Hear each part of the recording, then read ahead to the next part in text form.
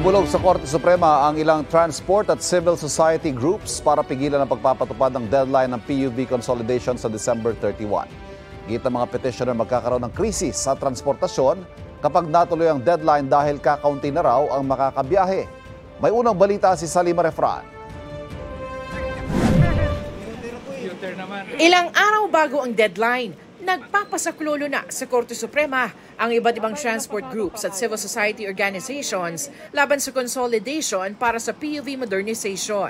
Naghain sila ng isang extremely urgent motion for the issuance of a temporary restraining order and or writ of preliminary injunction para pigilan ang consolidation deadline na nakatakda sa bispiras ng bagong taon.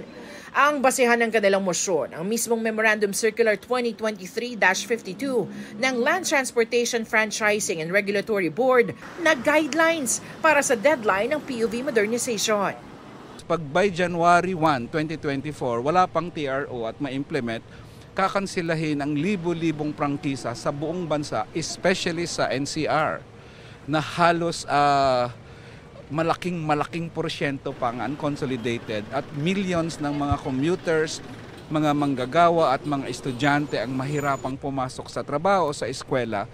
At chaos ito. This is a disaster waiting to happen. Ang problema po natin, meron pong mga ruta na 0% consolidated. At yan po ang inihain namin sa TRO. Talagang kabawasan ng mga jeep ang ibig sabihin po ng mga regulasyon ng LTFRB. Magkakaroon ng malaking transport crisis ngayon na darating na January.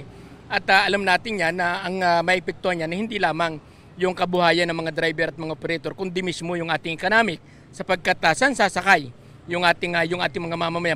Pinagkukomento naman ng Supreme Court sa naunang petisyon ng mga grupo ang mga respondent na Department of Transportation at si Secretary Jaime Bautista at LTFRB at si Chairman Teofilo Guades III.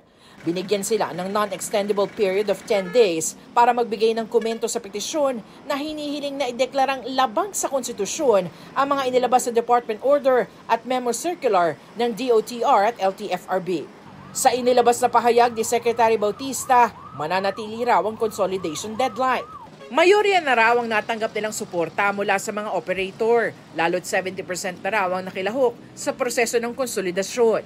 Anya, buo ang commitment ng gobyerno na maipatupad ang programa para maibsan ang paghihirap ng mga commuter at magkaroon ng malinis at ligtas sa pampublikong transportasyon.